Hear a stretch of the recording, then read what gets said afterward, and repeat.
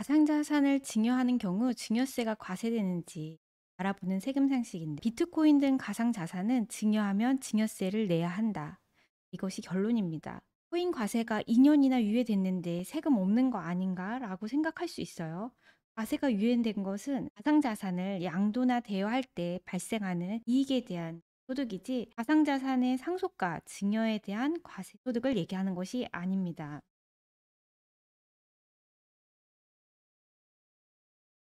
가상자산의 탑 종목을 한번 볼게요. 비트코인, 이더리움, 테더, 솔라나 뭐 이렇게 나와 있습니다. 2024년 10월 기준이고요. 현재 가격은 좀 변동이 됐어요. 가상자산 도대체 무엇이냐? 네, 가상자산 이용자 보호 등에 관한 법률에서 가상자산을 정의하고 있습니다. 가상자산이란 경제적 가치를 지닌 것으로 전자적으로 거래 또는 이전될 수 있는 전자적 증표를 말합니다.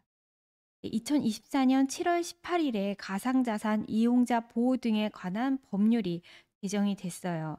이전에는 특정 금융거래 정보의 보고 및 이용에 관한 법률에서 규정을 하고 있다가, 가상자산 이용자 보호 등에 관한 법률이 신설되면서 가상자산의 정의가 옮겨왔습니다. 따라서 가상자산을 상속하거나 증여할 경우에는 상속 및 증여세가 부과될 수 있다는 점 알아두셔야겠습니다. 그래서 가상자산에 대해서 좀 살펴보면, 가상자산을 갖고 있다가 양도했을 때, 매각했을 때죠. 그때는 이익이 발생할 수 있습니다. 손실이 발생했을 때는 세금이 없지만 이익이 발생했을 때는 세금을 내야 돼요. 그렇다면 양도한 차익에 대한 소득세는 2025년에 과세를 한다고 지금 법에는 되어 있어요. 하지만 이 세법 개정안에 따라서 2027년에 시행하겠다고 2년간 유예를 하겠다고 했습니다. 하지만 가상자산으로 상속하는 경우에는 지금도 세금을 내야 된다는 점입니다. 또한 2024년 1월 1일부터 50억 원이 넘는 해외 가상자산을 불법으로 상속 또는 증여하는 경우에는 과세할 수 있는 부가제척 기간도 부가제척 기간 특례에 따라서 별도로 규정을 하고 있어요. 이 특례는 과세건청이 해당 내용을 안 날로부터 1년 이내에 세금을 매길 수 있는 거예요.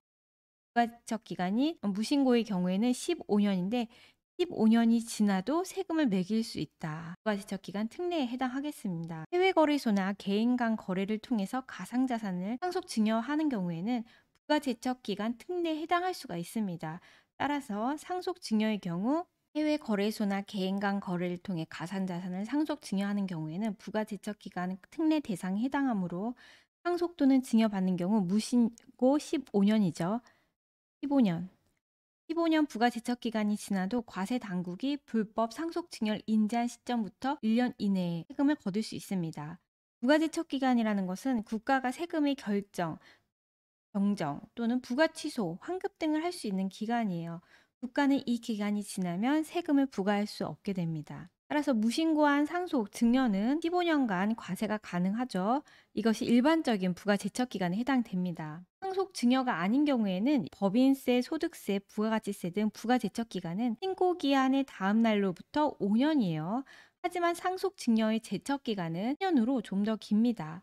특히 상속 증여세를 신고하지 않거나 허위로 신고하는 등 이 부정한 방법을 통해서 세금을 포탈하는 경우에는 15년까지 과세를 할 수가 있어요. 그중에서도 특례 대상에 해당하는 경우라면 10년, 15년이 지나더라도 과세 당국이 그 사실을 인지하고 나서 추가로 1년간 과세가 가능합니다. 하지만 모든 재산이 해당되는 건 아니고요. 여기에 재산 규모의 기준이 있어요. 그래서 50억 원을 초과하는 재산인 경우에 해당이 되는 거죠. 국세청이 해당 내용을 안 날로부터 1년 이내에 과세가 가능하고, 이것을 특례 부가제척 기간이라고 합니다. 그렇다면 부가제척 기간 특례의 대상이 되는 것은 재산가액이 우선 50억 원을 초과해야 돼요. 고액 재산에 대한 탈루일 경우 부계재산이거나 또는 유가증권, 서학, 골동품, 포착이 좀 어려운 재산들이에요. 이런 경우를 상속받은 경우 등에 해당이 되는 거죠. 이 대상에 국내 가상자산 사업장을 통하지 않고 가상자산을 상속 증여하는 경우를 포함하도록 하였습니다. 과세관청 입장에서는 가상자산 거래의 경우에 국내 거래소를 통한 거래는 충분히 자료를 파악할 수 있지만 해외 거래소를 통한 거래나 개인 간 거래는 상대적으로 자료 확보가 쉽지 않은 만큼 국내 대상에 넣어서 관리를 하겠다는 뜻이에요. 따라서 가상자산의 양도에 대한 과세, 우리가 아는 것처럼 일반적으로 유예되고 있습니다. 그래서 2027년부터 양도 차익에 대해서는 소득세로 과세가 될 거예요. 하지만 가상자산의 상속 또는 증여가 발생되면 지금도 과세가 이루어지고 있다는 점입니다. 그렇다면 상속 증여, 어떤 것들을 과세하냐면요. 금전으로 환산할 수 있는 경제적 가치가 있다. 그러면 모든 물건이나 경제적 이익 또는 재산적 가치가 있는 법률상 사실상의 모든 권리를 포괄적으로 부과한다고 되어 있습니다. 특정 가상자산을 보유한 회원에게 동종의 자산을 무상으로 지급하는 경우 이것도 증여에 해당되느냐 이런 질문이 있었는데요. 이 사례의 경우에는 타인에게 무상으로 이전하는 행위는 상속 및 증여세법에 따라서 증여에 해당이 됩니다. 따라서 돈 가상자산을 무상으로 이전받은 타인에게 수증자죠. 증여세가 과세된다는 겁니다.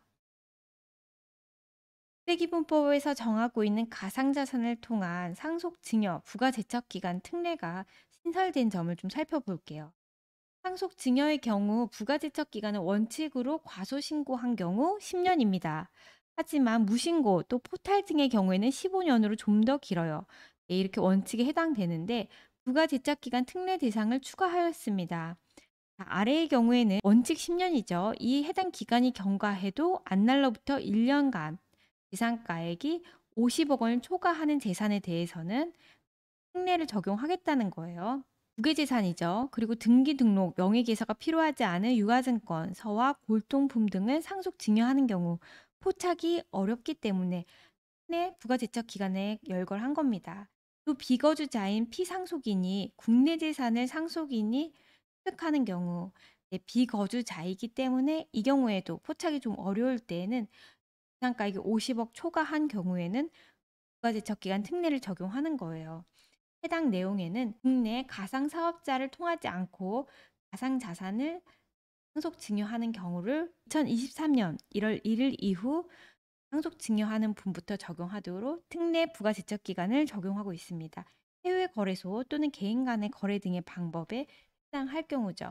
그렇다면 우리가 가상자산을 상속 또는 증여받는 경우 어떻게 평가할 것인가? 가상자산을 상속 증여받는 사람은 원화 거래가 4대 거래소에 해당 자산 2달 평균 가액을 기준으로 세금을 신고하고 납부해야 됩니다. 그렇다면 가상 사업자인 4대 거래소는요. 지금 현재 업비트, 코빗, 코이던이 있어요. 이들 거래소는요. 은행 실명 계좌 및 정보보호관리체계 인증 등을 확보한 국내 사업장입니다. 특정 코인이 이 4개의 사업장에서 전부 거래되는 가상화폐인 경우에는 4개 거래소의 2달의 평균액으로 모두 평균해야 됩니다. 이 중에서 3개의 사업장에만 거래가 된다. 그러면 3개 거래소의 평균액으로 계산하면 됩니다. 4대 거래소에서 전혀 거래되지 않는 가상자산은 다른 거래소에서 공시한 거래일 일평균 가액이나 종료시각 공시 시세 가액 등 이제 합리적으로 인정되는 가액을 기준으로 신고한다. 이렇게 되어 있습니다. 소득세 및 증여세법 시행 기준에 따라 가상자산의 평가 내용을 보면요. 국세청장이 고시한 사업장에서 거래되는 가상자산이죠. 국내에 4개가 있다고 했습니다. 평가 기준일 전후 각 1개월, 총 2개월이죠. 금액을 일평균의 가액으로 합니다. 이 이외의 경우에는 이에 준하는 사업자의 사업장에서 공시되는 거래일의 일평균 가액 또는 종료일에 공시된 시세가액 등 합리적으로 인정되는 가액. 가상자산을 양도 또는 빌려주는 경우 개인소득세 과세는 아직 안 되고 있다고 했습니다. 2027년부터 과세가 예정이 되어 있고요. 24년 7월 25일 발표된 세법 개정안에 따르면 양도화되어의 경우 소득세는 이제 과세를 유예합니다. 다만 법인의 경우에는 순자산 증가설에 따라 양도차익은 법인으로 과세가 되는 것이죠. 미리 좀 살펴보면요. 가상자산 과세가 유예되는 양도 또는 대여에 대한 소득 무엇으로 과세될 것인가 보면요. 기타 소득에서 열거를 하고 있습니다. 과세 방법은요. 1년에 기본공제 250만 원을 공제합니다. 분리과세가 되고요. 세율은 20% 단일 세율이에요. 여기에는 지방소득세가 10% 가산되면 22%가 되는 거죠. 신고 납부 기간은 가상자산을 양도한 다음 해 5월 1일부터 5월 30일에 신고를 하게 되고요. 2025년 1월 1일부터 시행하기로 했으나 지금 2027년 1월 1일로 유예가 될 예정입니다. 가산자산 취득가액은 어떻게 계산하냐면요. 이것은 양도하고 매매하고 이익이 발생했을 때만 세금이 나오겠죠. 이익이 발생했을 경우에는요. 양도가액, 실제 취득가액을 차감해주고 부대 비용도 여기 같이 차감을 하게 됩니다. 하지만 가상자산의 실제 취득가액 확인이 곤란한 경우가 있을 수 있어요. 이때는 동종 가산자산 전체에 대해 양도가액의 일정 비율, 최대 50%를 필요 경비로 의제하는 것을 허용하겠다. 취득가액 확인이 곤란 여부에 대한 구체적 판단 기준 및 인정 비율은 대통령령으로 따로 정할 거고요. 이 경우에는 별도 부대 비용은 인정되지 않는 거죠. 2027년 1월 1일 이후 양도하는 분부터 적용할 예정입니다. 자, 이렇게 비트코인으로 증여하면 세금 안 낼까 알아봤는데요. 현재는 증여세와 상속세가 과세되고 있다는 점 말씀드리고요.